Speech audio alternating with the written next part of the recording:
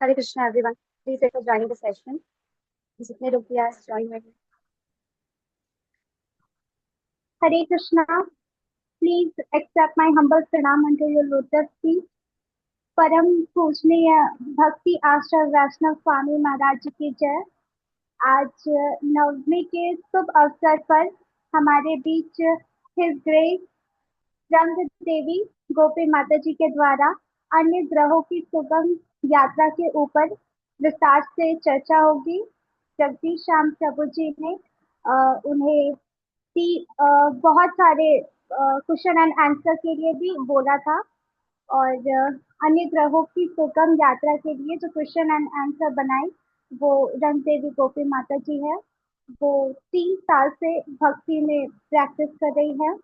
और requesting Mataji to your mercy to please enlighten us on the summary of other planets, easy planets to easy travel to other planets, part 1। माता जी के लिए हम लोग हरे कृष्णा महामंत्र बोलेंगे। हरे कृष्णा कृष्ण कृष्ण हरे हरे, हरे राम राम राम हरे हरे।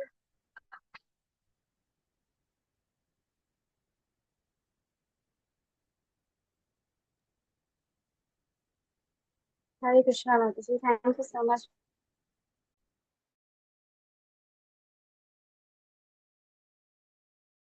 माता जी।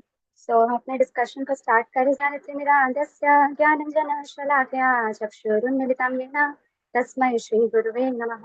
श्रीचैतन्यमनोभीष्टं स्थापितं येन भूतले स्वयं रूपमकदामयं ददाति स्वपदान्तिकम्। वन्देऽहं श्रीगुरु श्रीयुतापदकमलं श्रीगुरून् वैष्णवांश्च श्रीरूपं साग्रजातं सहगण रघुनाथान्वितां तं सजीवं साद्वैतं सावधूतं परिजनसहितं कृष्णचैतन्यदेवं Shri Radha कृष्णपादान् सहगण Lalita श्रीविशाखान्वितांश्च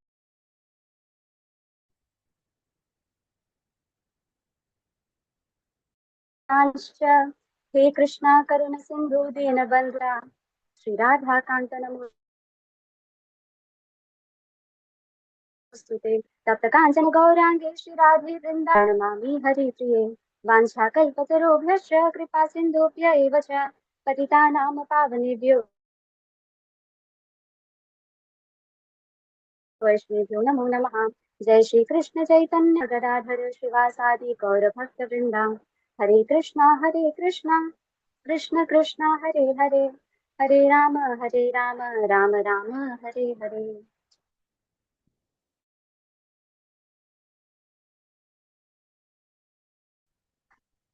yes, so as प्रभु जी ने जैसा इंस्ट्रक्शन दिया है उसके अकॉर्डिंग आज हम सबको डिस्कशन करना है easy journey to other planets, यानी कि अन्य ग्रहों की सुगम यात्रा। सो इससे पहले इसके मैं डिस्कशन में जाऊं और इसके प्रस्तावना या इसके प्रीफेस या आगे के चैप्टर्स को डिस्कस करूं उससे पहले आप सब सुन पा रहे हैं?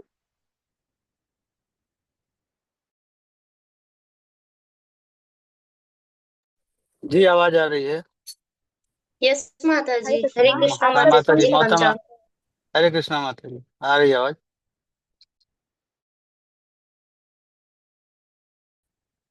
Okay, yes. तो हम उससे पहले ये जानना जरूरी है कि इस बुक को लिखने के पीछे श्रील प्रभुपाद जी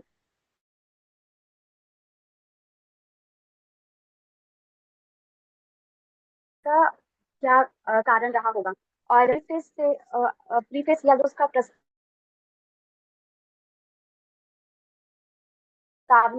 है वो शायद आपके हिंदी वाले पीडीएफ में पढ़ते हैं। तो ये जो प्रीफेस है यानी जो प्रस्तावना आता है उसके जस्ट पहले श्रील प्रभुपाद जी एक बड़ा खूबसूरत सा कुछ लिख रहे हैं। तो मैं उसको एक बार रीड करना चाहती हूँ। वो लिखते हैं, So this book is dedicated to the scientist of the world with blessings of His Divine Grace, Sri Srimad Bhakti Siddhanta Saraswati Goswami Maharaj, my spiritual master। तो प्रभुपाद क्या कर रहे हैं, इसको डेडिकेट कर रहे हैं। किसको? साइंटिस्ट, जितने सारे भी साइंटिस्ट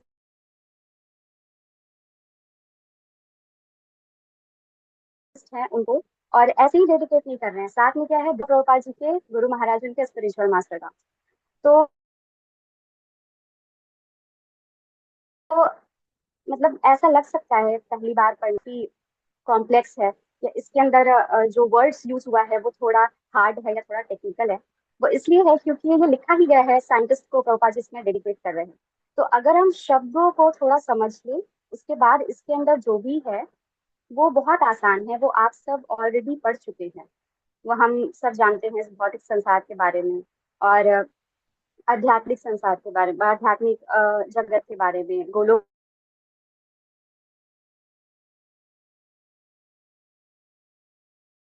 वृंदावन के बारे में। तो सब्जेक्ट कॉम्प्लेक्स नहीं है, लेकिन लिखा गया है ऑब्वियसली। तो इस बुक के पीछे बैकग्राउंड ये है कि शिला प्रभुपाद जी को जाना था शायद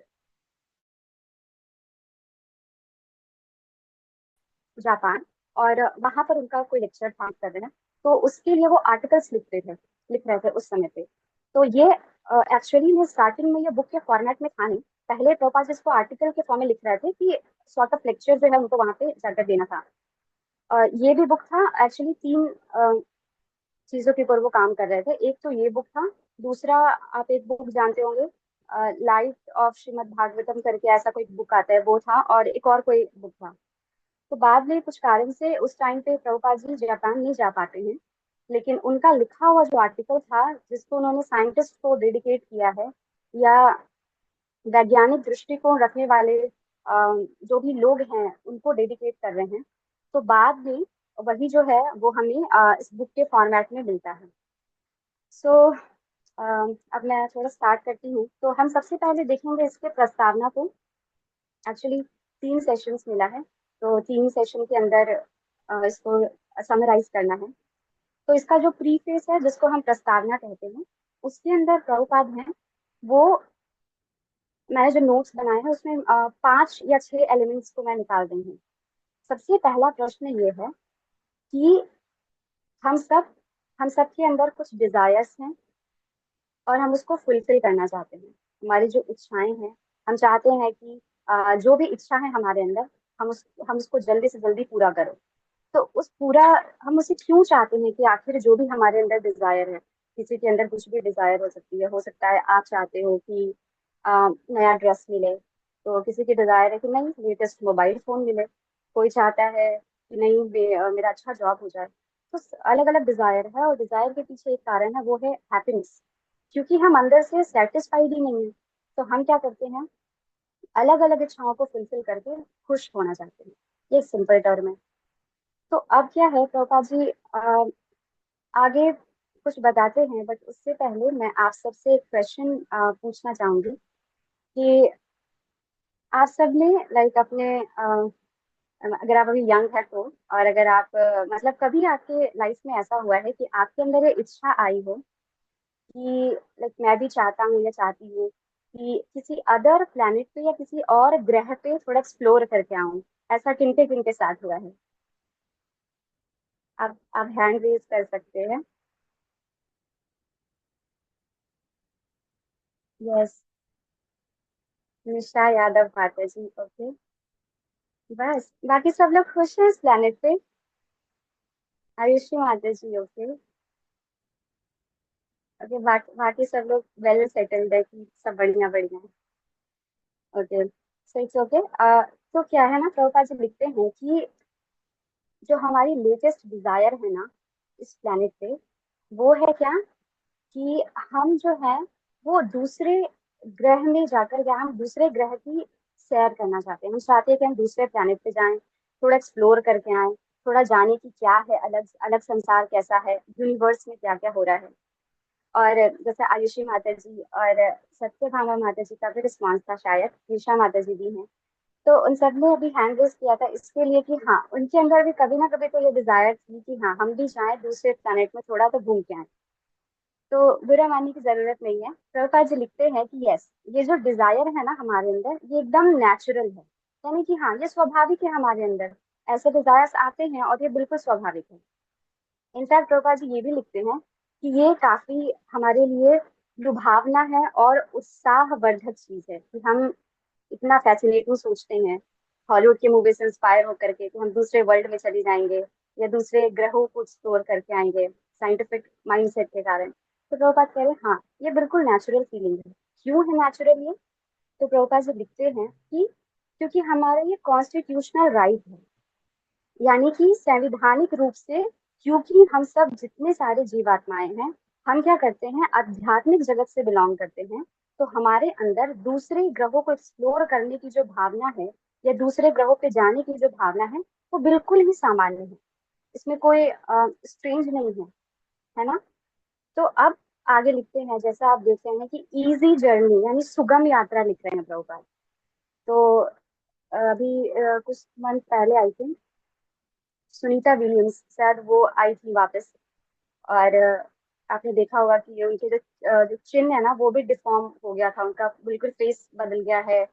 और सुगम तो किसी भी एंगल से नहीं होता है। साइंटिस्ट जब जाते हैं दूसरे ग्रहों की सैर पे, तो उनके लिए ये यात्रा सुगम तो किसी एंगल से नहीं होता है। अगर आप किसी वीडियो देखे होंगे यूट्यूब पे कि एस्ट्रोनॉट्स किन कंडीशंस में जाते हैं दूसरे प्लैनेट पे।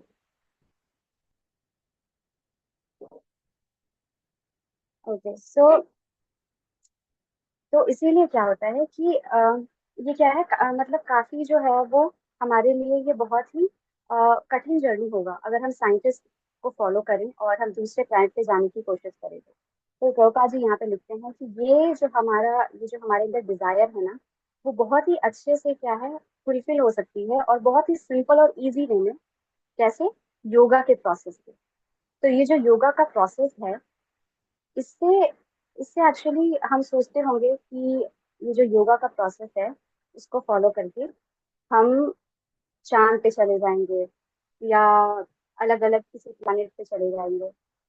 पर प्रभुपाद कहते हैं नहीं, योगा का प्रोसेस का इतना चीप नहीं है कि हम केवल किसी भी मटीरियल यूनिवर्स के अंदर किसी 14 प्लानिटरी सिस्टम्स के अंदर कहीं पे चले जाएं, वहां पे वापस जाएं, मिट्टी छू के वापस आ जाएं। नहीं, ये उसके लिए नहीं है। प्रभुपाद कहते हैं कि ये जो योगा का प्रोसेस है ना, इसमें हम क्या कर सकते हैं, हम जा सकते हैं स्पिरिचुअल प्लैनेट में।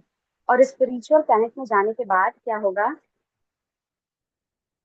ओके, मौसम कृष्ण माता जी, ठीक है। ओके, तो क्या होता है ना कि जब हम स्पिरिचुअल, मतलब प्रभुपाद इसमें बताते हैं कि हम योगा के प्रोसेस को फॉलो करके काफी इजी तरीके से दूसरे प्लैनेट में ट्रैवल कर सकते हैं, और वो भी किसी मटेरियल प्लैनेट में नहीं, स्पिरिचुअल प्लैनेट के अंदर। और स्पिरिचुअल प्लैनेट में जाने के बाद क्या होगा कि हमको इस गंदे से संसार में वापस नहीं आना पड़ेगा। जैसे कि मैंने बोला कि लोग जाते हैं मून पे, वहां से प्रभुपाद लिखते हैं कि क्या करते हैं वो, थोड़ा मिट्टी छू के आ जाते हैं, मिट्टी का सैंपल कलेक्ट करके ले आते हैं, पर इससे तो कोई बेनिफिट होता नहीं है। तो प्रभुपाद क्या बता रहे हैं कि हम कर सकते हैं ऐसा, वो भी स्पिरिचुअल प्लैनेट में जा सकते हैं। तो आगे अब और ज्यादा सीक्रेट को रिवील करते हुए प्रभुपाद कहते हैं, ज्यादा एकदम स्पेसिफिक और पर्टिकुलरली, कि कोई और योगा को आपको फॉलो करने की जरूरत नहीं है। हम क्या करते हैं, केवल भक्ति योग को फॉलो करेंगे, और हम क्या कर सकते हैं, आराम से अपने इस डिजायर को फुलफिल कर सकते हैं। तो उसके इस प्रस्तावना के सबसे एंड में वो है, जैसे कि मैंने बोला कि साइंटिस्ट को वो बता रहे हैं। साइंटिस्ट के अलावा है वो क्या कर रहे हैं, जो भी जनरल मास है ना, जो भी साधारण लोग हैं, उनको भी ये बुक को वो पढ़ने के लिए रिक्वेस्ट करते हैं। साथ में जो फिलोसोफर्स हैं, ऐसे सारे लोगों से वो रिक्वेस्ट करते हैं कि वो इस बुक को फॉलो करें और जाने इस बारे में। तो ये है एक ओवरव्यू, जिसको हम प्रीफेस बोल सकते हैं, क्योंकि जो प्रस्तावना होता है वो एक ओवरव्यू के तरीके से होता है, एक आईना होता है। और जो कि ये बताता है कि अंदर जो कंटेंट होगा किसी भी बुक के अंदर, उसमें हम क्या क्या देखने वाले हैं। तो यही है कि हमारे अंदर डिजायर्स है, क्योंकि हम हैप्पी होना चाहते हैं, और बहुत ही नेचुरल डिजायर है, हम दूसरे प्लैनेट पे जाना चाहते हैं। इसके लिए हमें योगा फॉलो करना है, और मोर स्पेसिफिकली भक्ति योगा फॉलो करना है। तो यहाँ तक क्लियर है आप सबको?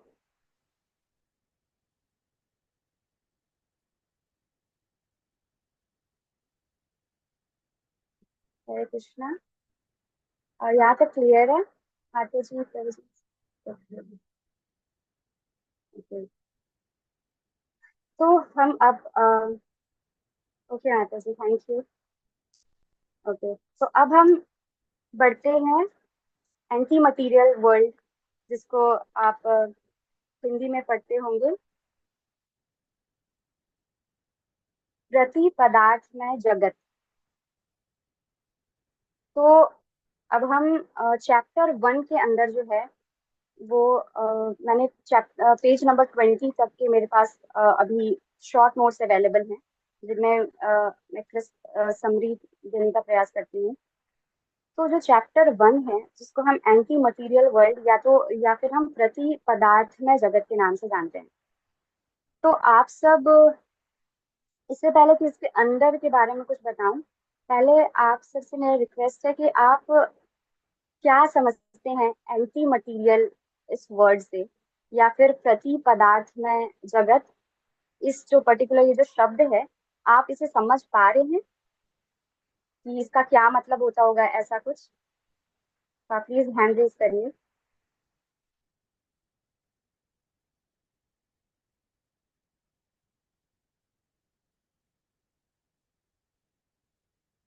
अच्छा, ओके, कोई बात नहीं।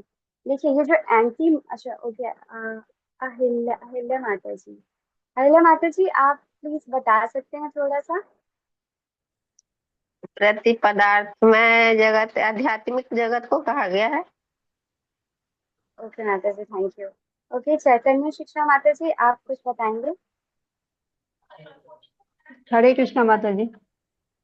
माता जी, पति पदार्थमय जगत का मतलब स्पिरिचुअल वर्ल्ड ही हुआ, और भौतिक जगत पदार्थमय जगत हुआ।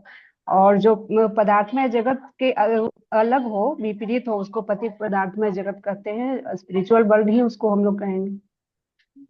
Yes yes, thank you so much माता जी। हाँ जी, तो एंटी मटीरियल और प्रति पदार्थ में जगत, जैसा कि अभी माता जी बता रहे हैं कि क्या है, वो स्पिरिचुअल वर्ल्ड को बोलते हैं हम, यानी कि आध्यात्मिक जगत को बोलेंगे। एंटी जो शब्द है ना, अपोजिट होता है उसका मतलब मटीरियल, और मटीरियल के आगे एंटी लगा तो मटीरियल का जस्ट उल्टा हो गया। मटीरियल का उल्टा क्या हो जाएगा? स्पिरिचुअल। तो सिंपल है कि एंटी मटीरियल या फिर ऐसा जगत जो कि आध्यात्मिक हो। तो अब हम, क्योंकि ये शब्द ना बार बार आएगा, अगर यही क्लियर नहीं होगा ना, तो मतलब एलियन जैसा फील होता है, क्योंकि ये बार बार प्रभुपाद इसको लिख रहे हैं पूरे बुक के अंदर। तो समझना थोड़ा इम्पोर्टेंट है कि ये वो स्पिरिचुअल वर्ल्ड को बोलते हैं। तो जैसा अभी हम स्टार्टिंग में मैंने बताया कि साइंटिस्ट को डेडिकेटेड है, तो प्रभुपाद सिंपल लिख सकते हैं। इनफैक्ट जितने सारे भी बुक्स आप पढ़ेंगे, उसमें आपको एंटी मटीरियल वर्ल्ड ये जो टर्म है, ये बहुत रेयर मिलेगा कि प्रभुपाद जी ऐसे शब्द का इस्तेमाल करते हैं। लेकिन इसके पीछे भी कारण है। जैसे एक और आता है पास टाइम कि जो हिप्पीज थे ना, तो उनको श्रील प्रभुपाद कहते थे कि मतलब तुम भक्ति करो या चैंटिंग करो या कीर्तन करो या कृष्णा को सरेंडर दो। तो वो पूछते थे क्यों, तो प्रभुपाद कहते थे तुम जाओगे गोलोक वृंदावन, जाओगे तुम, वैकुंठ जाओगे। तो उससे वो पूछते थे कि क्या होता है स्पिरिचुअल वर्ल्ड। तो क्योंकि वो इतने ज्यादा ड्रग एडिक्ट थे कि उनको ड्रग्स के अलावा और कुछ नहीं समझ आता था, तो प्रभुपाद जी क्या करते थे ना, उनके ही टर्म्स में उनको समझाते हुए ये बोलते थे कि वहां पर ना आपको ड्रग्स का ओशन मिलेगा। तो बड़े खुश होते थे। तो कभी कभी ना सामने वाले को समझाने के लिए उसके उसके लेवल में या उसके लैंग्वेज में जाकर के उसको समझाना पड़ता है। तो यही कारण है कि थोड़ा सा इसमें मतलब अलग, स्पिरिचुअल वर्ल्ड को Srila Prabhupada anti material world या पदार्थ में जगत के नाम से बोलते हैं। तो अब क्या है कि असली जो पूरा बुक का जो बेसिस है वो यहीं से स्टार्ट होगा, जहाँ पर दो साइंटिस्ट हैं जिनका नाम इतना इम्पोर्टेंट नहीं है, लेकिन एक चीज बहुत इम्पोर्टेंट है कि जो दो साइंटिस्ट हैं ये already Nobel physics prize awarded हैं। यानी कि मतलब ये जब भी रहे होंगे, इनके जमाने में इनको बहुत ही ज्यादा अवार्ड और बहुत ही ज्यादा सम्मान प्राप्त है। तो डेफिनेटली हम अक्सर वैल्यू देते हैं ऐसे लोगों को जो जिनको कुछ अवार्ड मिला हो या जो सोसाइटी में रहे रहे हो इस तरीके के। तो इनको क्या है ना, इनको अवार्ड मिला है, और इनके द्वारा जो है वो 3 तरीके का थ्योरी जो है वो बताया गया है। तो पूरा जो बुक है वो प्रभुपाद इसी थ्योरी के ऊपर बात करते हुए आपको मिलेंगे। तो पहले वो ये बोलते हैं कि उन्हें ऐसा उनका ऐसा अनुमान है उन साइंटिस्ट का कि एक ना एंटी मटेरियल वर्ल्ड होगा और एक मटेरियल वर्ल्ड। मटेरियल वर्ल्ड तो सब समझ रहे हैं, पर उनके अकॉर्डिंग कुछ तो ऐसा होगा जो कि एक anti material world kind of होगा। ये उनका पहला एजम्पशन था, जो कि दूसरा उनका ये कहना है कि वो जो एंटी मटीरियल वर्ल्ड होगा ना, उनके अनुसार, उनके कल्पना के अनुसार या उनके एजम्पशन के अनुसार, उस वर्ल्ड के बारे में बहुत ही कम इंफॉर्मेशन है हम सबको। और उनका जो तीसरा जो थ्योरी है, उसमें वो ये कहते हैं कि जिस दिन भी ये मटेरियल वर्ल्ड और एंटी मटेरियल वर्ल्ड आपस में क्लैश किए ना, तो क्या होगा, दोनों का क्या हो जाएगा, डिस्ट्रक्शन हो जाएगा या एनिहिलेशन हो जाएगा, वो खत्म हो जाएंगे, उनका विनाश हो जाएगा। तो ये तीन तरीके का जो अपना उनका एजम्पशन था वो सामने रखते हैं।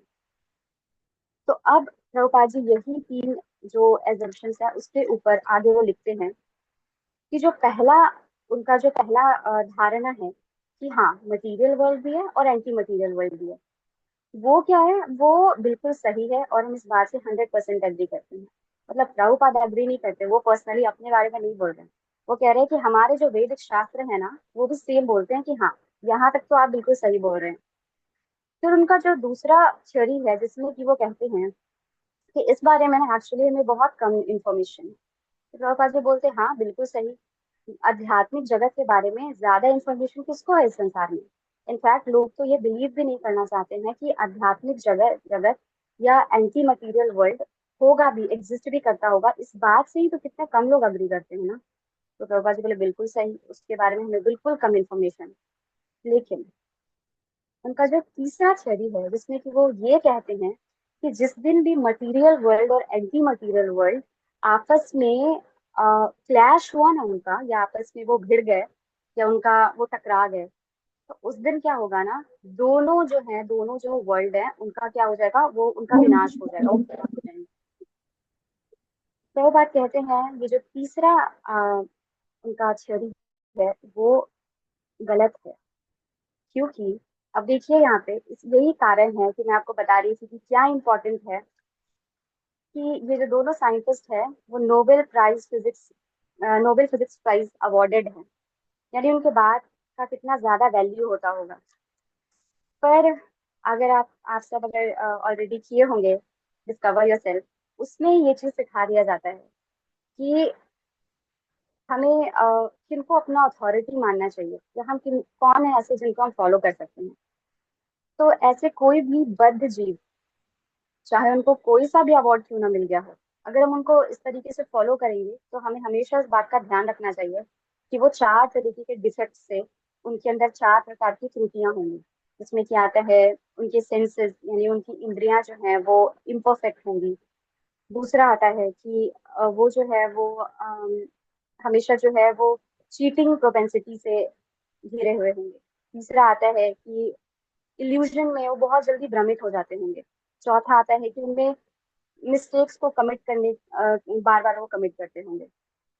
तो उसी तरीके से ये जो साइंटिस्ट हैं, ये इतने महान होने के बाद भी इतना बड़ा अपने तीसरा जो इनका थ्योरी है, वो इनके जो पहला जो थ्योरी है वो उसी को ही बिल्कुल कैंसिल कर दे रहा है। तो सोचिए कि मतलब कितने बड़े साइंटिस्ट हैं और उनका अपने माइंड के ऊपर ट्रस्ट करके वो इस तरीके की चीजें बनाते हैं। तो प्रभुपाद जी आगे जो उनका तीसरा थ्योरी है ना, उसके ऊपर ये बताते हैं कि वो किस प्रकार से गलत हो सकता है। तो इस बात को जैसे आप देखिए, एक चीज वो लिख रहे हैं, एंटी मटीरियल वर्ल्ड, उनका ही शब्द कोश है, एंटी मटीरियल वर्ल्ड और मटीरियल वर्ल्ड। एक और ये बहुत ही साधारण कॉमन सेंस का चीज है कि जो मटेरियल वर्ल्ड है और एंटी मटेरियल वर्ल्ड है, ऑब्वियसली उसके आगे एंटी लगा है, तो उसका जो भी गुण होगा ना, मटेरियल वर्ल्ड से बिल्कुल ही विपरीत होगा। यानी अगर मटेरियल वर्ल्ड और एंटी मटेरियल वर्ल्ड आपस में टकराते हैं, तो जो अगर मटेरियल वर्ल्ड है, अगर उसका विनाश हो जा रहा है, तो एंटी मटेरियल वर्ल्ड का विनाश कभी नहीं होगा, क्योंकि उसके गुण से तो विपरीत होना चाहिए। पर इस बात को वो समझ नहीं पाया और उसने जो तीसरा एजम्पशन दिया है वो गलत है। तो आगे प्रभुपाद कहते हैं कि ठीक है, आप मटेरियल वर्ल्ड और एंटी मटेरियल वर्ल्ड के बारे में बताते हैं, पर हमारे पास शास्त्र हैं और हम उनके बेसिस पे जानेंगे कि आखिर हम कैसे जान सकते हैं वास्तव में एंटी मटेरियल वर्ल्ड को। तो यहाँ पर फिर वो शास्त्रों के बारे में कुछ बताते हुए कहते हैं कि जो हम सब जानते हैं, चार प्रकार के वेद हैं, और वेद जो है वो काफी कठिन है, उनको समझना इतना आसान नहीं होता है। तो उसको और अच्छे से समझने के लिए हमारे पास महाभारत है और हमारे पास 18 पुराण है। उसके साथ ही जो ओरिजिनल रामायण है वाल्मीकि जी के द्वारा रचित, वो भी ये सब जो है वो वेदा से ही वेदा को एक्सप्लेन करने के लिए उसके ही पार्ट माने जाते हैं। फर्दर जो है कहते हैं कि जो उपनिषद है वो भी 4 वेदास के अंदर ही आता है। और उसके बाद वो लिखते हैं कि जो वेदांत सूत्र है वो क्रीम है वेदास का। तो अब आप बिल्कुल कंफ्यूज हो गए होंगे कि इतने सारे शास्त्र हैं तो पता नहीं क्या क्या बताते होंगे। तो अभी रिसेंटली एक लेक्चर सुन रही थी मैं परम पूज्य भक्ति आश्रम वैष्णव स्वामी महाराज जी का। उसमें महाराज जी बता रहे थे कि जो भगवत गीता है ना उसको मीमांसा शास्त्र कहते हैं।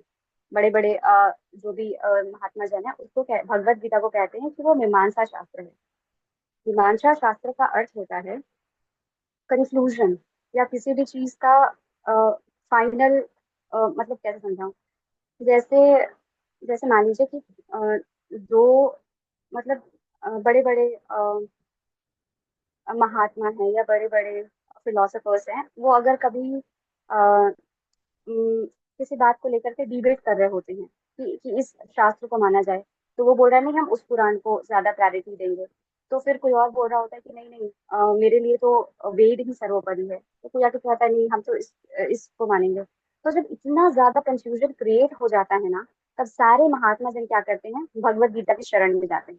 वो कहते हैं कि जो भगवत गीता में लिखा है हम सब उसको मानेंगे। इसका रीजन, इसका रीजन कोई बता सकते हैं कि आखिर क्यों अम, भगवत गीता को लोग मीमांसा शास्त्र मानते हैं और फाइनल कंक्लूजन के लिए वो भगवत गीता के शरण में जाते हैं? तो ये बताना चाहेंगे? नहीं? ओके, चैतन्य शिक्षा माता जी। माता जी, जहाँ तक मुझे पता है भगवत गीता जीवन का विज्ञान है, वो फिलॉसफी है। उससे हम जान सकते हैं हमें एक लाइफ कैसे जीना है। लाइफ का प्रैक्टिकल मैनुअल वो है, इसलिए लोग भगवत गीता की शरण लेते हैं। ओके, थैंक यू माता जी। और कोई कुछ बताना चाहेंगे? मतलब गलत भी हो गया तो कोई इश्यू नहीं है, आप बता सकते हैं जो भी है, इट्स ओके। तो थैंक यू माता जी। यस, भगवद गीता मैनुअल है हमारे लाइफ का। और वो मैनुअल इसीलिए है ना, और वो मीमांसा शास्त्र इसीलिए है क्योंकि वो खुद भगवान श्री कृष्ण आकर अपने बारे में बताते जा रहे हैं। बाकी जो शास्त्र होते हैं ना, वो कह सकते हैं कि हाँ है, बाकी शास्त्र भी है हम मानते हैं, लेकिन जो भगवत गीता है ना वो खुद भगवान श्री कृष्ण आकर बोल करके जा रहे हैं। और जब भगवान खुद अपने बारे में डिटेल बताकर जा रहे हैं तो उससे ऊपर बड़ा क्या चीज हो सकता है। सो ये एक कारण है जो कि गुरु महाराज बता रहे थे। तो यही, क्योंकि और सेम ये भी यहाँ पे लिखा है कि जो कृष्णा है वो खुद आ रहे हैं इस भौतिक संसार के अंदर और खुद वो बता करके जा रहे हैं anti material world, material world और सब और भी सारी चीज के बारे में। तो इसीलिए जो सारे लोग हैं वो भगवत गीता के शरण में इनमें जाते हैं। उसके बाद फिर आता है कि तो फिर वही कंफ्यूजन है कि ठीक है हम गीता को मान रहे हैं, पर गीता के अंदर, भगवत गीता के अंदर श्री कृष्ण जो है वो क्या कर रहे हैं कि मटेरियल वर्ल्ड और एंटी मटेरियल वर्ल्ड को पदार्थ के पर्सपेक्टिव से नहीं समझ करके एनर्जी या शक्ति के पर्सपेक्टिव से समझाते जा रहे हैं। ज्यादा कंफ्यूजन नहीं क्रिएट करते हैं। आप सबने सुना होगा परा प्रकृति और अपरा प्रकृति। तो जो परा प्रकृति है, जिसको सुपीरियर एनर्जी कहते हैं या फिर उत्कृष्ट शक्ति के नाम से भी आप हिंदी में पढ़े होंगे, और जो इंफीरियर एनर्जी है उसको आप निम्न शक्ति के रूप में जानते होंगे। तो इसके माध्यम से भगवान श्री कृष्ण जो है वो समझाते हैं हम लोग को स्पिरिचुअल वर्ल्ड के बारे में और मटेरियल वर्ल्ड के बारे में, जिसमें कि वो ये बताते हैं कि जो स्पिरिचुअल वर्ल्ड है उसके लिए रिस्पॉन्सिबल है परा प्रकृति यानी सुपीरियर एनर्जी, और जो मटेरियल वर्ल्ड है उसके लिए रिस्पॉन्सिबल है अपरा प्रकृति यानी इंफीरियर एनर्जी। तो इस प्रकार से हम भगवान श्री कृष्ण के माध्यम से हम शक्ति के मतलब पदार्थ के रूप में ना समझ करके इसको एनर्जी के फॉर्म में जानते हैं कि हाँ दो तरीके का है। तो अब क्योंकि हम एनर्जी के बारे में जान रहे हैं कि हाँ दो प्रकार की शक्तियां हैं और एक जो एंटी मटीरियल वर्ल्ड के लिए रिस्पॉन्सिबल होगी और दूसरी जो शक्ति है वो मटीरियल वर्ल्ड के लिए रिस्पॉन्सिबल होगी, ऐसे कृष्णा बता रहे हैं गीता में, ठीक है। तो प्रभुपाद जी इसके ऊपर एक बहुत ही सुंदर एग्जाम्पल या एनालॉजी देते हैं। वो बताते हैं कि जैसे आग है, तो आग जो यानी जो अग्नि होती है ना, यानी फायर है, तो जब फायर कहीं फॉर एग्जाम्पल कहीं पे भी आग लगाए ना, तो क्या होगा कि उससे दो चीज निकल रहा होगा और बहुत ही ऑब्वियस है। एक तो है कि लाइट, प्रकाश, और दूसरा है हीट यानी ऊष्मा। लेकिन प्रकाश है एक तरफ, दूसरी तरफ ऊष्मा है। पर उन दोनों का जो स्रोत है ना, वो कौन है? फायर। अगर हम फायर को ही बुझा देंगे तो ना हीट होगी ना ही लाइट। तो सिमिलरली कृष्णा कहते हैं भगवद गीता के अंदर कि ठीक है, आप समझ रहे हैं, एक एंटी मटीरियल वर्ल्ड, दूसरा मटीरियल वर्ल्ड, पर इन दोनों का स्रोत कौन है? वो कौन है? भगवान श्री कृष्ण खुद है। तो आगे प्रभुपाद लिखते हैं कि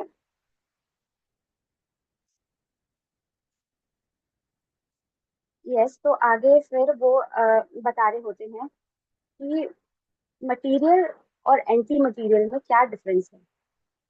तो ये आप थोड़ा सा डिफरेंट शब्द में पढ़े होंगे।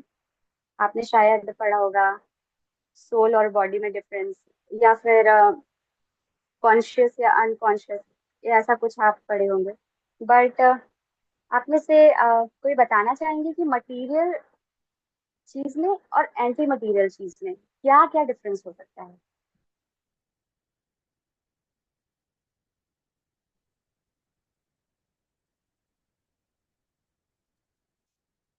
यस, आयुषी माता जी। हरे कृष्णा माता जी। माता जी, मटेरियल के जगत में, पदार्थ में जगत जो होता है वो एक समय के बाद खत्म हो जाता है, लेकिन अब प्रति पदार्थ में जगत, स्पिरिचुअल वर्ल्ड हमेशा सनातन रहता है और वो कभी खत्म नहीं होता। और जन्म, मृत्यु, जरा, व्याधि वो मटेरियलिस्टिक वर्ल्ड है, लेकिन जब हम लोग स्पिरिचुअल वर्ल्ड में जाते हैं तो वहाँ जन्म, मृत्यु, जरा, व्याधि कुछ नहीं है। और हम ये भी जानते हैं कि क्योंकि हम शाश्वत है, तो ये जो मटेरियलिस्टिक वर्ल्ड है वो हमारे लिए नहीं है। वो सनातन धाम, स्पिरिचुअल वर्ल्ड के लिए ही हम बने हैं। ओके, थैंक यू माता जी। यस, निशा यादव माता जी, आप फर्दर कुछ पॉइंट्स ऐड करना चाहेंगे? हरे कृष्णा माता जी, पंचांग प्रणाम। अ, माता जी, स्पिरिचुअल वर्ल्ड और मटेरियल वर्ल्ड में ये डिफरेंस है जो मेन है कि वो शाश्वत है और ये कभी भी खत्म हो सकता है, कोई गारंटी नहीं है। और यहाँ पे लोग, दुखालय है, यहाँ पे हर कोई दुखी रह सकता है, वहाँ खुश रह सकता है, कृष्णा का सेवा कर सकता है, ऐसे यहाँ पे भी कर सकता है, लेकिन यहाँ दुख कभी खत्म नहीं हो सकता। और okay, thank you so much माता जी। Thank yes, you. तो बिल्कुल सही माता जी बता रहे हैं कि दोनों में क्या डिफरेंस है। कि अभी जैसे है कि एक का क्या होगा, डिस्ट्रक्शन हो जाएगा, पर दूसरा जो है यानी भगवान का जो जगत है, एंटी मटीरियल वर्ल्ड, वो क्या है? वो इटर्नल है, वो हमेशा रहने वाला है। एक और एग्जांपल देते हैं प्रभुपाद कि आप मटेरियल वर्ल्ड को ना न्यूक्लियर वेपन से डिस्ट्रॉय कर सकते हैं, एंटी मटेरियल वर्ल्ड में कुछ नहीं होने वाला है। और भी है, जैसे आप अगर भगवद गीता के चैप्टर 2 से देखेंगे कि भगवान श्री कृष्ण आत्मा के बारे में क्या क्या बता रहे हैं, वो सब एंटी मटीरियल वर्ल्ड के ऊपर अप्लाई होगा। जैसे कृष्णा कहते हैं, मतलब वर्ल्ड के ऊपर नहीं, एंटी मटीरियल पार्टिकल्स के ऊपर ही होगा। जैसे कि कृष्णा क्या कह रहे हैं कि फायर से आप जला नहीं सकते हो आत्मा को, आप इंसॉल्यूबल है, घोल नहीं सकते हैं ग्लूकॉन डी की तरह ना, या या फिर इंसॉल्यूबल है वाटर में, आप सुखा नहीं सकते हैं, किसी वेपन से उसको काट नहीं सकते हैं। तो ये सब क्या है? गुण है एंटी मटीरियल वर्ल्ड का। तो आप प्रभुपाद आगे क्या करते हैं ना, कि एक तरह का कंपैरिजन करते हुए इन दोनों एनर्जी को यानी मटेरियल और एंटी मटेरियल को कंपेयर करते हुए प्रभुपाद जी बताते हैं कि दोनों में से कौन सुपीरियर होगा। तो एग्जाम्पल देते हैं हमारे ह्यूमन बॉडी का या किसी भी लिविंग बॉडी का, कि आप देखते होंगे कि जो हमारा जो शरीर, जो चमड़ा है, मैटर से बना हुआ है, तो कितने लंबे लंबे चौड़े व्यक्ति होते हैं। लेकिन उनके अंदर एक छोटा मतलब मतलब वो जो आत्मा है वो कितनी ज्यादा एकदम छोटा सा स्पेस लेकर के हार्ट वाले रीजन में जो होता है, बट उतने छोटे से होने के बाद भी वो पार्टिकल जो है उतने बड़े बॉडी को कंट्रोल कर रहा होता है। चाहे वो कितना भी सिक्स पैक वाला पर्सनैलिटी हो या बहुत ही खूबसूरत मॉडल हो, बट उसके पीछे रीजन क्या है कि वो एंटी मटेरियल पार्टिकल है।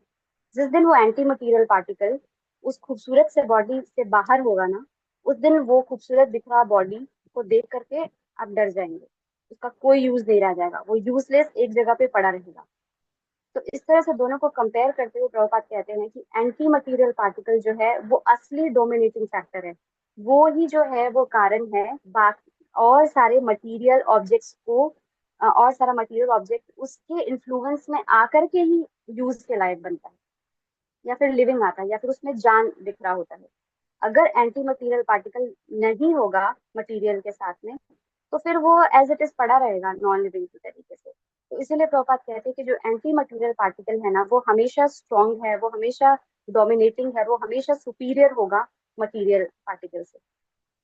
तो आगे आता है ना कि हाँ, क्लैश के बारे में हम थे वो अभी हम सब देख चुके हैं कि दोनों का। अच्छा हाँ, एक बड़ा इंपॉर्टेंट पॉइंट लिख रहे हैं प्रभुपाद कि जैसे हमने भी बोला ना थर्ड थ्योरी को लेकर के कि फ्लैश जब होगा एंटी मटेरियल और मटेरियल पार्टिकल का, तो बोले फ्लैश क्या होगा। मतलब आप फ्यूचर का सोच रहे हो कि दो आपस में टकरा जाएंगे।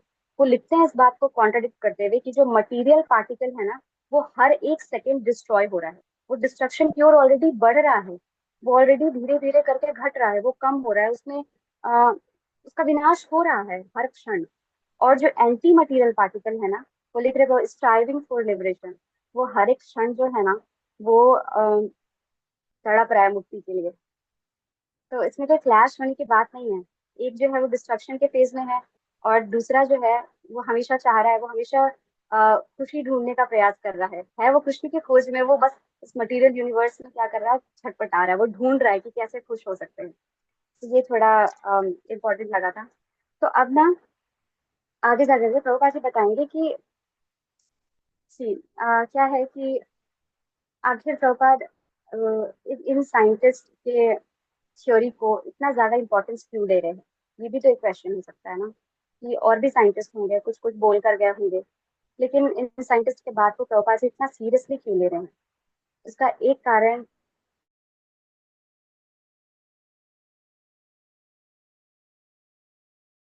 आप यहाँ पे देखेंगे। तो प्रभुपाद जी बताते हैं कि जो इंफीरियर एनर्जी के अंदर आता है, यानी कि जिसको आप बोलते हैं स्थूल शरीर सूक्ष्म शरीर।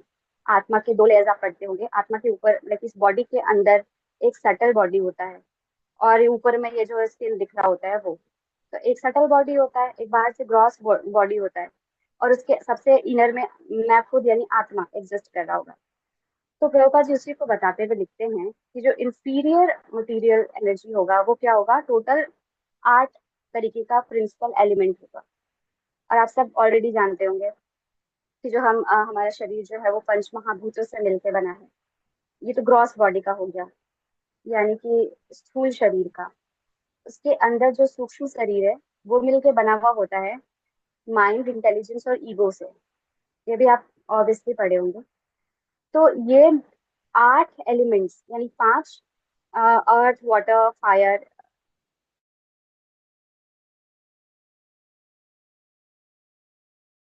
एयर, ईथर जो है वो, और उसके अंदर 3, ये 8 एलिमेंट्स मिल करके इंफीरियर एनर्जी के अंदर आते हैं। और उसके अंदर यानी जो सोल है, जो आत्मा एग्जिस्ट कर रहा होगा, वो आएगा सुपीरियर एनर्जी के कैटेगरी में। यही सेम बात प्रभुपाद जी प्रस्तावना या प्रीफेस में भी समझा रहे थे कि क्यों नेचुरल है हम सब लोगों के लिए ये एस्पायर करना कि हम दूसरे वर्ल्ड में घूमेंगे, सॉरी दूसरे प्लेनेट पे जाएंगे। प्लेनेट छोड़िए, लोग यहाँ पे ना वो हो जाते हैं, ट्रैवल ब्लॉगर बनते हैं, अलग अलग जगह ट्रैवलिंग कर रहे होते हैं। ये सब क्यों इतना नेचुरल है, क्यों आप खुशी ढूंढ रहे होते हैं ट्रैवल में। तो क्या है कि क्योंकि हम सब क्या है, हम सब हम और आगे यहाँ पे प्रभुपाद जी और भी लिखते हैं कि आखिर हम कैसे जान सकते हैं एंटी मटीरियल वर्ल्ड को।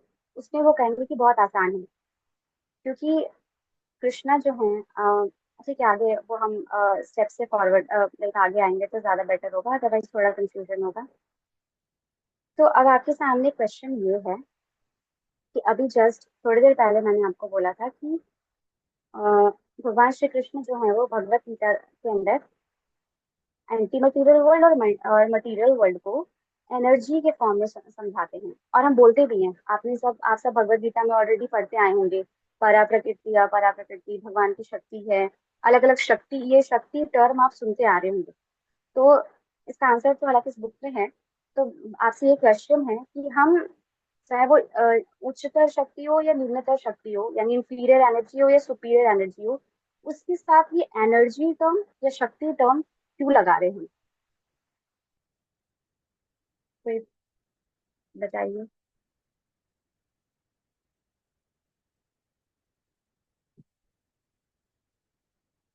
कोई बताना चाहेंगे तो अटेम्प्ट। यस, चैतन्य शिक्षा माता जी। माता जी, क्योंकि सुपीरियर एनर्जी वो कंट्रोलर है, वो सब कुछ कंट्रोल कर सकती है, और इंफीरियर एनर्जी के पास कुछ लिमिट्स ही शक्तियां होती हैं, वो सब कुछ कंट्रोल नहीं कर सकती है, वो सुपीरियर एनर्जी के अंडर में रहती है। यस माता जी, आप जो बता रही हो बिल्कुल सही है, लेकिन मेरा क्वेश्चन थोड़ा सा डिफरेंट था। मेरा क्वेश्चन ये है ना कि जो शक्ति या एनर्जी, हम चाहे वो हम सुपीरियर के साथ लगाएं चाहे हम इंफीरियर के साथ लगाएं, उसके साथ हम शक्ति बोलते हैं ना या एनर्जी बोलते हैं। तो शक्ति क्यों इस्तेमाल कर रहे हैं, ये था थोड़ा सा क्वेश्चन मेरा। अच्छा कोई नहीं, मैं बताती हूँ। प्रभुपाद जी बुक में लिखते हैं ना कि हम शक्ति इसीलिए बोल रहे हैं, और यस, तो हाँ, आप प्रभुपाद जी इसमें लिखते हैं ना कि शक्ति, हम भगवान श्री कृष्ण की शक्ति इसीलिए इसको बार बार बोलते हैं क्योंकि ये संचालित और नियंत्रित जो है वो होगा भगवान श्री कृष्ण के द्वारा। भगवान श्री कृष्ण शक्तिमान है, और क्योंकि ये एनर्जीज जो है वो भगवान श्री कृष्ण के द्वारा संचालित है और नियंत्रित भी होगा, यही एक कारण है कि हम इनको बोलते हैं कि हाँ ये भी शक्तियां हैं, क्योंकि ये शक्तिमान से निकल रही हैं। ये क्वेश्चन था, सॉरी। आप, इट्स ओके अगर कंफ्यूजन हुआ हो तो, बट ये एविडेंटली प्रभुपाद जी स्पेशली ये क्वेश्चन पूछ के इसके आंसर में लिख रहे हैं, तो मेरे को लगा इम्पोर्टेंट है। हाँ तो, यस, हाँ हमने डिस्कस किया था 8 प्रिंसिपल एलिमेंट से, और जो कि इंफीरियर था। फिर हमने सोल के बारे में बात किया जो कि एंटी मटीरियल पार्टिकल है और कंपैरेटिवली सुपीरियर है। तो अब दो तरीके के लोग हैं जो इसकी खोज में हैं। तो प्रभुपाद कहते हैं, पहले तो वो लोग होते हैं ना जो बिल्कुल ग्रॉस मटेरियलिस्ट होते हैं। ग्रॉस मटेरियलिस्ट कहने का मतलब होता है ना, ऐसे लोग जो कि मानेंगे ही नहीं कि आध्यात्मिक जगत है। ऐसे आपके आसपास भी कई सारे लोग होंगे और आपका एक्सपीरियंस भी रहा होगा कि आप उनको कुछ भी समझा लीजिए कि भक्ति करो, गोलोक वृंदावन चलेंगे, उनके दिमाग में कुछ नहीं जाना है, वो अपने धुन में जी रहे होते हैं। वह बात कहते हैं उनको ग्रॉस मटेरियलिस्ट, मानेंगे ही नहीं। और अगर मान भी लेंगे तो उनके उनका लिमिटेड दिमाग में इतना ही रहता है, हाँ ठीक है दूसरा जगत होगा, वो भी इस भौतिक जगत जैसा ही होगा, उसमें ज्यादा उनका दिमाग, क्योंकि जब सोल के बारे में आता है ना, आत्मा के बारे में, तो चैप्टर 2 के अंदर भगवद गीता में, तो वहाँ पे एक और भी वर्ड यूज होता है कि जो सोल है ना, एक्चुअली वो अनथिंकेबल है। मतलब आध्यात्मिक चीज के बारे में अब अपने इस लिमिटेड बुद्धि के द्वारा जो है ना, हम सोच नहीं सकते हैं कि वो उसका एक्सटेंट क्या होगा, वो कितना डीप होगा, वो कितना खूबसूरत होगा, वो आपकी सोच से चीजें परे होती है। तो ठीक है, हम सोच नहीं सकते हैं, बट हम उसके लायक नहीं है कि हम सोच सकते हैं। बट एटलीस्ट जो फेथफुल डिवोटीज होते हैं ना, श्रद्धावान भक्त, वो सोचते नहीं है, वो बस मानते हैं कि हाँ ठीक है ऐसा है, और फिर वो एक प्रोसेस को फॉलो करते हैं। बाद में जाकर के कृष्णा खुद उनको रिवील करते हैं कि कैसे चीजें जो है अनथिंकेबल चीजें उनके लिए कैसे इजिली एक्सेसिबल हो जाते हैं। तो हम इस प्रोसेस को फॉलो करते हैं। लेकिन जो ग्रॉस मटेरियलिस्ट हैं वो एकदम नॉन बिलीवर होंगे, उनके अंदर फेथ कुछ नहीं होगा, वो कुछ नहीं सुनेंगे। और जो दूसरे ग्रुप के लोग हैं, एंटी मटेरियलिस्ट, सॉरी, यस, वो क्या करते हैं ना कि हाँ मानेंगे कि यस एंटी मटीरियल वर्ल्ड होता है, और वो क्या करते हैं कि उसको इंफीरियर एनर्जी के अंडर रहकर ढूंढने का प्रयास करेंगे, खोजने का प्रयास करते हैं। और इनके लिए प्रभुपाद जी कह रहे हैं, इनको कहते हैं शांखाइट्स। आपने सांख्य फिलोसफी के बारे में पढ़ा होगा या फिर थोड़ा बहुत कभी सुने होंगे। तो ये वही ग्रुप के लोग हैं जो कि 24 एलिमेंट्स का इस्तेमाल करके निम्न जो है वो इंफीरियर एनर्जी के हेल्प से ढूंढने का प्रयास करते हैं कि एंटी मटेरियल वर्ल्ड ऐसा रहा होगा। तो बाजी कहते हैं बाद में कि इससे कोई लाभ नहीं होने वाला, क्योंकि आप फिर क्या कर रहे होंगे कि अपने सेंसेस के ऊपर ट्रस्ट करके खोजने का प्रयास कर रहे होंगे, वो भी ऐसे चीज को जो कि अनथिंकेबल है। तो इसीलिए वो ज्यादा अप्रिशिएट नहीं कर रहे हैं इस ग्रुप के लोगों को, जो कि मान रहे हैं कि है, पर ढूंढने का प्रयास सही रूप से नहीं कर रहे हैं। अपने मतलब वो अपने ब्रेन के ऊपर ट्रस्ट कर रहे हैं, उनको अपने ऊपर बिलीव है। उनको 4 डिफेक्ट्स के बारे में पता नहीं पता है, या पता होने के बाद भी उनको ये कॉन्फिडेंस है कि वो कर लेंगे, आई डोंट नो। बट ये वही कैटेगरी है। तो इनके साथ भी क्या है, प्रॉब्लम है कि आप नहीं समझ सकते। तो क्वेश्चन ये है कि फिर हमें क्या करना चाहिए। प्रभा जी कहते हैं आप इंफीरियर एनर्जी के हेल्प में रह करके एंटी मटेरियल वर्ल्ड को नहीं जान सकते हैं। तो इसके लिए क्या करना चाहिए आपको कि भक्ति योग का सहारा लेना चाहिए। जब हम भक्ति योग के माध्यम, भक्ति योग किस में आएगा, सुपीरियर एनर्जी या इंफीरियर एनर्जी में, कोई बताएंगे? भक्ति योग किस में आएगा, सुपीरियर एनर्जी या इंफीरियर एनर्जी के अंडर, किसके अंडर आता होगा? माता जी superior energy. Yes yes yes माता जी, सुपीरियर एनर्जी, यस। तो भक्ति योग के माध्यम से हम जान सकते हैं। तो फिर अब प्रभुपाद कह रहे हैं कि हाँ हम समझ सकते हैं। उसके अलावा हम एक और भी, प्रभुपाद जी कहते हैं कि हम कुछ और भी उसमें अनुमान लगा सकते हैं। अनुमान इन द सेंस की मतलब वो वाला एज्यूम नहीं करना है अपने लिमिटेड, यस शायद ये सुपीरियर एनर्जी। तो हम एक्चुअली हम नहीं मतलब इमेजिनेशन नहीं करना है, लेकिन प्रभुपाद कह रहे हैं कि हम एक थोड़ा आइडिया लगा सकते हैं कि आखिर कैसा रहा होगा, जैसे भगवान श्री कृष्ण के बारे में कैसे हम सोच सकते हैं। तो उसमें आता है एक फिलॉसफी, आप सब सुने होंगे। आप में से कितने भक्त हैं जो अचिंत्य भेदा भेद फिलॉसफी के बारे में जानते हैं?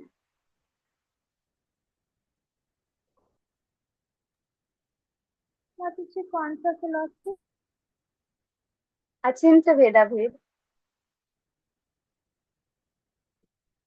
श्री चैतन्य महाप्रभु जी इस माता जी फिलॉसफी, पता है। आप कुछ बता सकते हैं माता जी?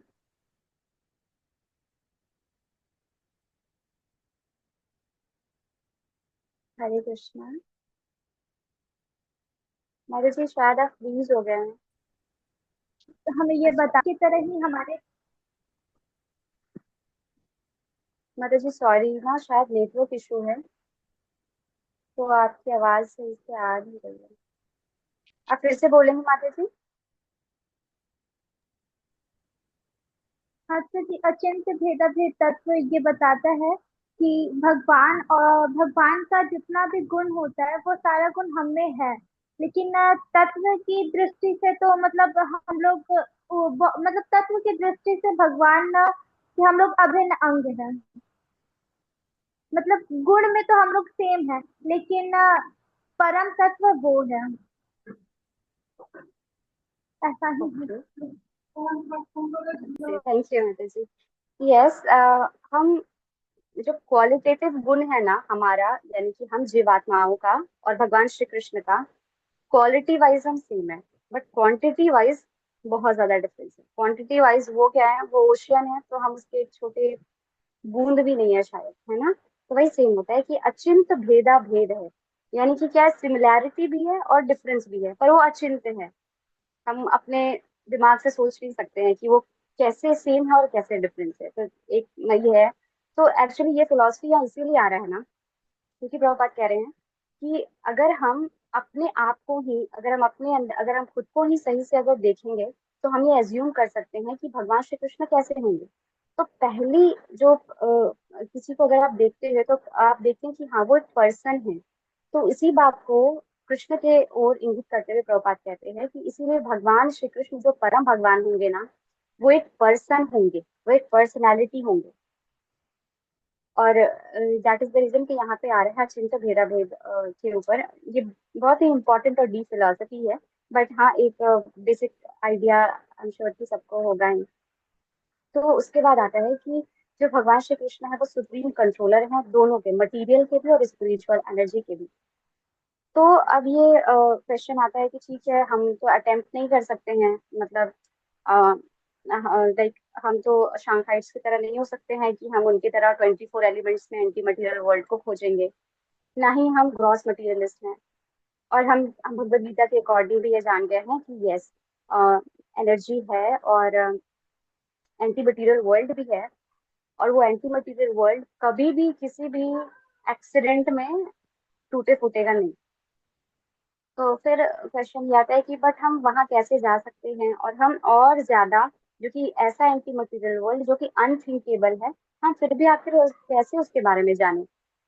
तो इसीलिए भगवान श्री कृष्ण यहाँ पे प्रभुपाद फर्दर कोट करते हैं कि इसीलिए डिसिप्लिन सक्सेशन होता है, यानी गुरु शिष्य परंपरा। तो यही कारण रहा कि भगवान श्री कृष्ण इस धराधाम पे आते हैं और अपने वर्ल्ड के बारे में खुद से बताते जाते हैं।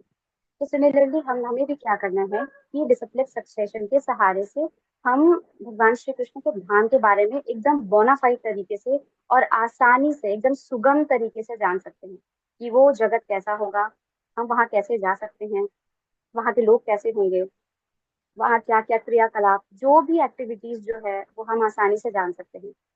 तो उसी में प्रभुपाद जी आगे बताते हैं थोड़ा सा कि कैसे आज से 12 करोड़ ईयर्स पहले भगवान श्री कृष्ण जो है वो सन गॉड को ये कॉन्फिडेंशियल नॉलेज देते हैं।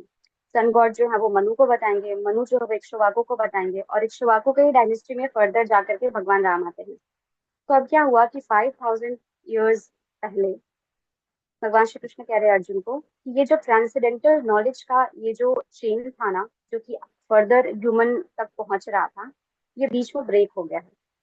और यही कारण है कि अर्जुन को भगवान श्री कृष्ण क्या कर रहे हैं, डिसाइपल बना करके उनको फिर से ट्रांसेंडेंटल नॉलेज दे रहे हैं। तो सिमिलरली हमें भी क्या करना है कि हियरिंग के प्रोसेस से, श्रवण के माध्यम से, एक बोनाफाइड स्पिरिचुअल मास्टर से ध्यान पूर्वक जो है वो श्रवण करना है, बोनाफाइड शास्त्रों को पढ़ना है। तो हम बिना किसी रिसर्च और बिना किसी टाइम वेस्ट के आसानी से क्या करेंगे, एंटी मटीरियल वर्ल्ड के बारे में जानेंगे। और यही सजेशन श्रीला प्रभुपाद क्या कर रहे हैं, साइंटिस्ट को दे रहे हैं कि आप जो इतनी मेहनत कर रहे हो ना, आप जो एज्यूम कर रहे हो हर चीज के बारे में, बेस्ट चीज क्या है कि हम क्या करें कि भगवत गीता का सहारा लें। हम क्या करें कि एक बोनाफाइड स्पिरिचुअल मास्टर के शरण में जाएं, जिनके पास ये नॉलेज पहले से होगा, और वो क्या करेंगे, हमको आसानी से इस ट्रांसेंडेंटल नॉलेज के बारे में बताएंगे। तो उसके बाद आता है फर्दर कि एक और चीज यहाँ पे है कि यहाँ पे लिखते हैं प्रभुपाद एंटी मटीरियल वर्ल्ड के बारे में बताते हुए कि हम जाते हैं भगवान के धाम में और भगवान की सेवा प्राप्त करते हैं उस एंटी मटीरियल वर्ल्ड में। तो क्वेश्चन यही है कि क्या फायदा हुआ फिर एंटी मटीरियल वर्ल्ड में जाने का, अगर हमें दास ही बनना है। हम तो ख्वाब देखते हैं ना कि हम बॉस बनेंगे सबके, पर इसमें तो कोई बेनिफिट ही नहीं मिल रहा है। आप चाहे साइंटिस्ट के प्रोसेस को फॉलो करें, चाहे आप शास्त्रों को फॉलो करें, या फिर गुरु शिष्य परंपरा से जुड़े और उनसे श्रवण करें, ठीक है, हम एंटी मटीरियल वर्ल्ड तक पहुंच जाएंगे। पर वहां जाके भी तो हमें दास बनना है ना, तो कोई तो फायदा नहीं हुआ फिर। इस बारे में कोई कुछ बताना चाहेंगे कि ये सच में कोई फायदा नहीं हुआ?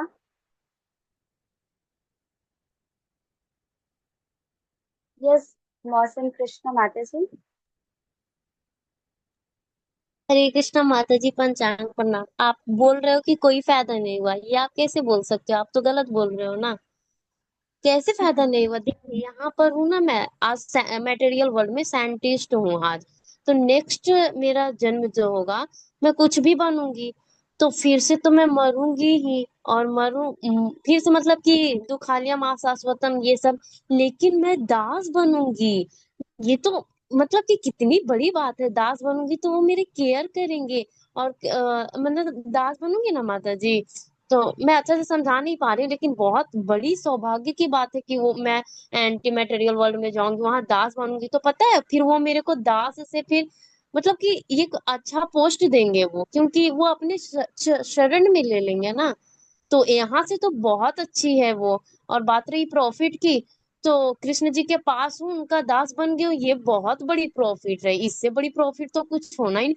सोच लीजिए फिर मैं इस मटेरियल वर्ल्ड में नहीं आऊंगी, इतने माया में नहीं फंसूंगी, इतने डिस्ट्रैक्शन में नहीं फंसूंगी, कृष्ण जी के दास ही रहूंगी, हमेशा उनके पास रहूंगी। ये तो अच्छी बात है ना। हरे कृष्णा माता जी। Thank you so much. Yes, Nisha Yadav माता जी, आप कुछ बोलेंगे? हरे कृष्णा माता जी। माता जी, हमारा नेचर यही है कि दासत्व का ही नेचर है। भगवान हमें जो एक मेन नेचर दिए वो दास का, या तो मटेरियल वर्ल्ड में रहे या स्पिरिचुअल में। हाँ, मेरा एक ही काम है दास का, या कुत्ता का बनो या कृष्णा का बनो। तो ओके, हाँ, यस, थैंक यू लेकिन माता जी। लेकिन यस यस लेकिन माता जी। माता जी, मटेरियल वर्ल्ड में क्या होता है कि क्या भरोसा हम क्या क्या कर्म कर देते हैं, अगले जन्म में हमें मनुष्य जन्म मिले या ना, क्या पता हम भक्त बने या ना बने। तो जब भी मिले मनुष्य जन्म, उसका ही अच्छे से सदुपयोग करना चाहिए, शरण में जाना चाहिए गुरु महाराज की, और स्पिरिचुअल वर्ल्ड जाने का तो कोशिश करना चाहिए। सब आप सब मतलब भौतिक संसार में दोबारा जन्म ना लेना पड़े, इससे ज्यादा बेटर है कृष्ण के दास बन जाओ, ये कह रहे हो ना? यस माता जी। ओके, चैतन्य शिक्षा माता जी, आप कुछ बोलेंगे? माता जी लगभग ये माता जी बोल ही दी है।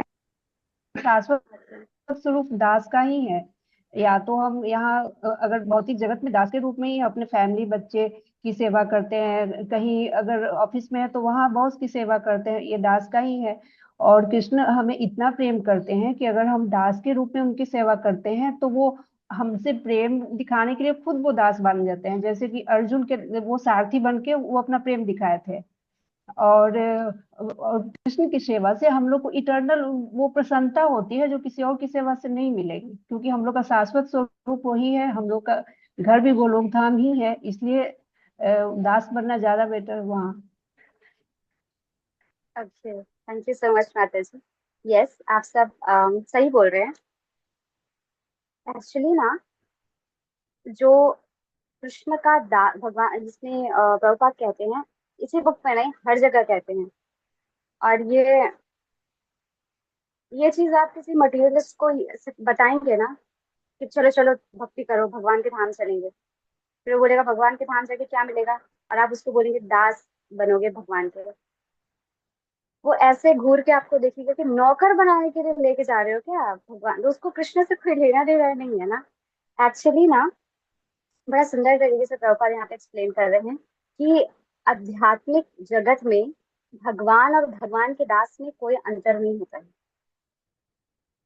मतलब कहने का ये अर्थ है, मतलब ऐसा नहीं है सब, मतलब मायावाद वाला नहीं है कि सब मिल जाते हैं, वैसा वाला नहीं है इसका। ये मतलब होता है ना कि अगर हम भगवान के दास भी बन रहे हैं तो कोई घाटा नहीं है इस संसार में दास बन, क्योंकि इस संसार में हमें दास बनने का जो भी एक्सपीरियंस होता है ना, उसके अकॉर्डिंग ये होता है कि हमारा एक खड़ूस बॉस होगा, उसके अंडर रह के हमें कुत्ते की तरह काम करना पड़ेगा, और फिर वो कुछ सैलरी देगा, फिर हम घर आकर उसके बारे में शिकायत करेंगे, चुगली चलेगा। बस यही है दास, मतलब यही होता है कि हमें मतलब एकदम बोझ हट होना है हमारे अपने कंधों पर। और यही है दास का डेफिनेशन, यही है। किसी के सामने आप बोलते हैं कि आप दास हैं, या जो लोग भी नौकर हैं, तो वो कुछ खास पोस्ट को नहीं दिखा रहा होता है। यस माता जी, आती हूँ मैं आपके पास। तो जब हम भगवान के वर्ल्ड में जाते हैं या भगवान के जब हम दास बन रहे होते हैं ना, तो वो ये वाली दासता जो हम इस भौतिक संसार से एक्सपीरियंस लेकर के आ रहे होते हैं, वैसा वाला हम दास नहीं बन रहे होते हैं कृष्ण के। वहां पर कौन भगवान है कौन भक्त है कुछ पता ही नहीं होता है। वहां पे आपने सुना होगा मधुमंगल के शायद उनका पास टाइम ब्रह्म विमोहन लीला के अंदर, कि कैसे वो जूठा खा रहे हैं, और आप उसी को यहाँ पे लगा कर देखिए कि कोई बॉस होगा, वो आपका जूठा तभी खा रहा होगा जब उसको फायदा चाहिए होगा आपसे। मतलब हमेशा एक्सप्लॉइटेशन हो रहा होता है यहाँ पे। पर भगवान के संसार में दास और बॉस में कोई डिफरेंस नहीं है, कौन बॉस है कौन दास है। वो आप वो वाला हम यहाँ वाले एक्सपीरियंस को वहाँ प्रोजेक्ट ही नहीं कर सकते, है ना। यस, मौसम कृष्ण माता जी। हरे कृष्णा माता जी। बस मैं ये कि आपसे पूछना ही चाह रही हूँ, क्या सही है हम कृष्णा जी को डॉग से कंपेयर करें? दास में डॉग का रहूं या कृष्णा जी के? पता नहीं क्यों मतलब कि मैं किन्हीं के अगेंस्ट नहीं जा रही हूँ, लेकिन पता नहीं, मैं ये सुनकर ना मेरे को मतलब अच्छा नहीं लग रहा है कि मेरे कान्हा जी का। हाँ, हरे कृष्णा माता जी, आवाज जा रही है मेरी?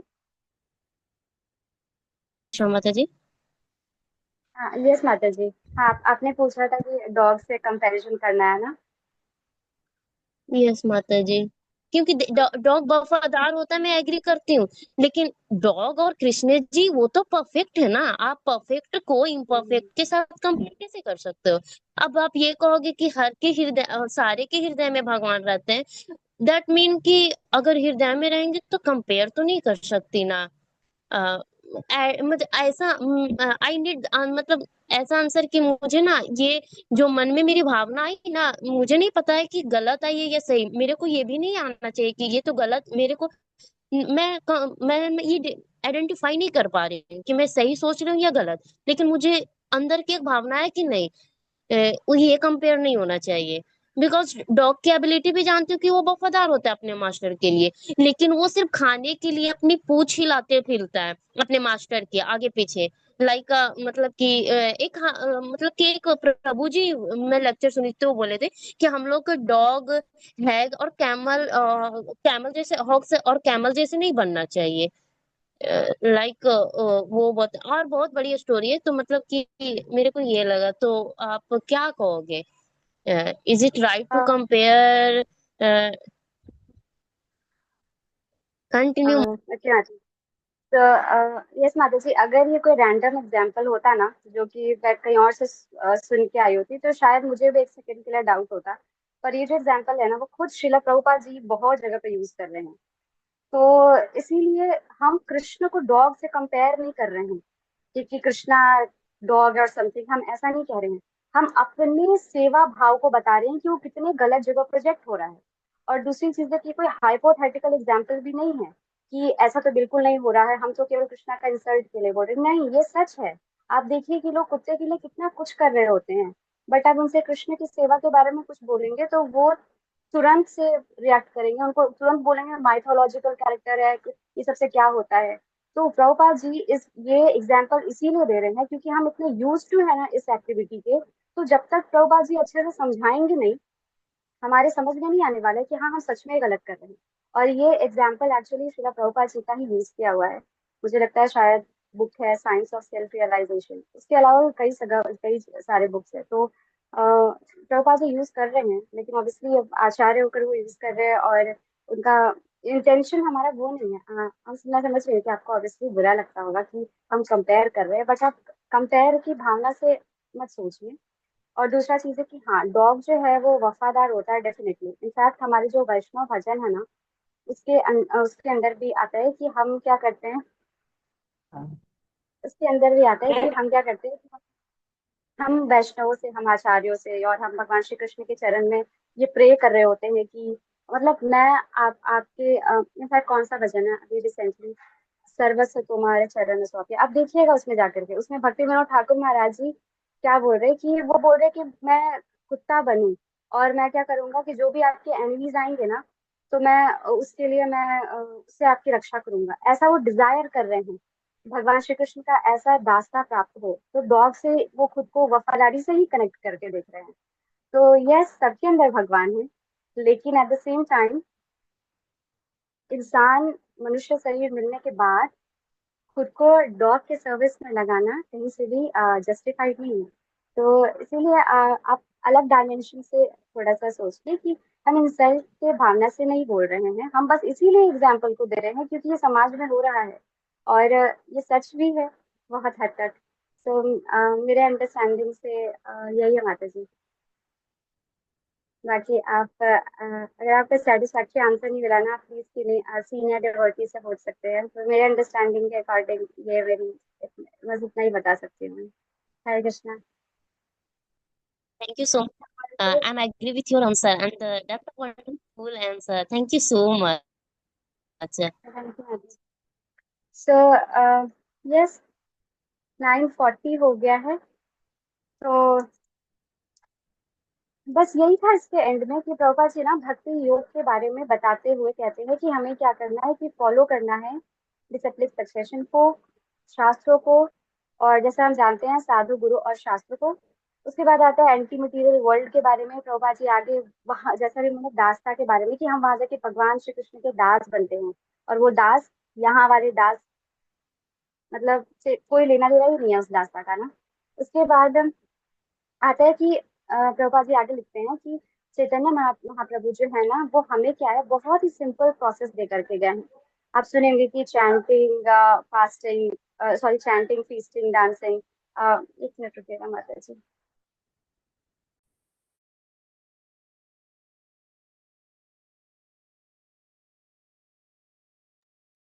यस, हरे कृष्ण। हाँ, तो वही है कि चैतन्य महाप्रभु क्या है ना, कि हम लोग को एंड में क्या कर रहे हैं कि वो बहुत ही सरल जो है वो प्रैक्टिस दे करके गए हैं। जैसे अभी इस कलयुग के एज में अलग अलग एजेस के अंदर हम क्या कर रहे हैं, कई बार है कि हम कितने हजारों हजारों साल तक तपस्या कर रहे हैं। कई बार हम क्या कर रहे हैं, यज्ञ कर रहे हैं। यज्ञ में भी कितना ज्यादा प्योरिटी चाहिए होता है। तो उसके बाद हम आगे क्या करते हैं कि अलग अलग एजेस में अलग अलग प्रोसेस है सेल्फ रियलाइजेशन का। बट कलयुग के अंदर अगर आपको सच में एंटी मटीरियल वर्ल्ड में जाना है, और वो भी एक ऐसे एंटी मटीरियल वर्ल्ड में जहाँ से केवल मिट्टी छू के वापस नहीं आना है, वहां जाना है और वहां पे केवल इंजॉयमेंट ही इंजॉयमेंट है ना। जैसे हम बोलते हैं कि इटर्नल ब्लिसफुल लाइफ है विद फुल ऑफ नॉलेज, जिसको आप बोलते होंगे शाश्वत जीवन। यस, शाश्वत आनंदमय और ज्ञानपूर्ण जीवन, या आप सब पढ़े होंगे, हम सब जानते हैं कि सच्चिदानंद जो हम कहते हैं वही है। तो इस वर्ल्ड में जाने के लिए बहुत ही सिंपल प्रोसेस दे करके चैतन्य महाप्रभु बोले हैं कि हम क्या करेंगे, सिंपल भक्ति योगा का प्रैक्टिस करेंगे। और इस तरह से हम क्या कर सकते हैं, अपने जर्नी को बहुत ही आसानी से पूरा कर सकते हैं। Easy journey to other planets. तो आज का डिस्कशन यहीं पे खत्म करेंगे। आप में से किन्हीं डिवोटी का कोई फीडबैक हो, कोई रियलाइजेशन या कोई क्वेश्चन, तो पूछ सकते हैं।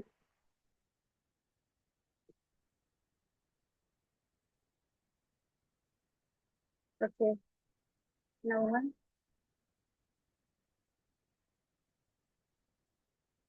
ओके, तो मीटिंग एंड कर सकते हैं। हरे कृष्णा।